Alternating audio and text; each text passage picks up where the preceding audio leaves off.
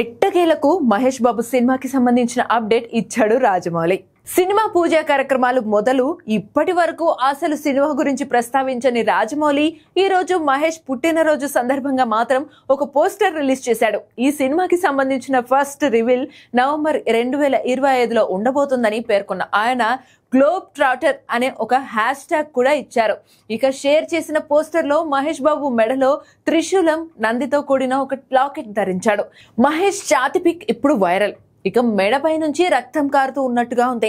Photo చూసిన తర్వాత social మీడియాలో అభిమానులు అయితే హోరెత్తిపోతున్నారు. ఏమీ చూపించకుండా కేవలం ఛాతీ పిక్ మాత్రమే చూపించినా సరే ఇది బర్త్డేకి బెస్ట్ ట్రీట్ అంటున్నారు. ఇక నవంబర్లో ఫస్ట్ రివీల్ ఎలా ఉండబోతుందని ఇప్పటి నుంచి అంచనాలు పెరిగిపోతున్నాయి.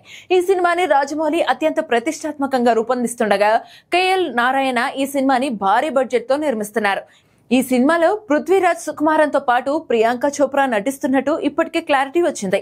అలాగే మరొక ఫోటో షేర్ చేసి ప్రపంచవ్యాప్తంగా ఉన్న సినీ ప్రేమికులతో పాటు మహేష్ అభిమానులకు అని సంబోధిస్తూ మొదలుపెట్టిన ఆయన, మేము కొద్ది రోజుల క్రితమే షూటింగ్ ప్రారంభించామని, సినిమా గురించి తెలుసుకోవాలని మీ తపన నేను అర్థం చేసుకోగలనని, ఈ సినిమా స్టోరీ కానీ స్కోప్ కానీ చాలా పెద్దదని, అందుకే కొన్ని ఫోటోలు కానీ ప్రెస్ కాన్ఫరెన్స్లు కానీ దానికి న్యాయం చేయలేవని భావిస్తున్నానని చెప్పారు.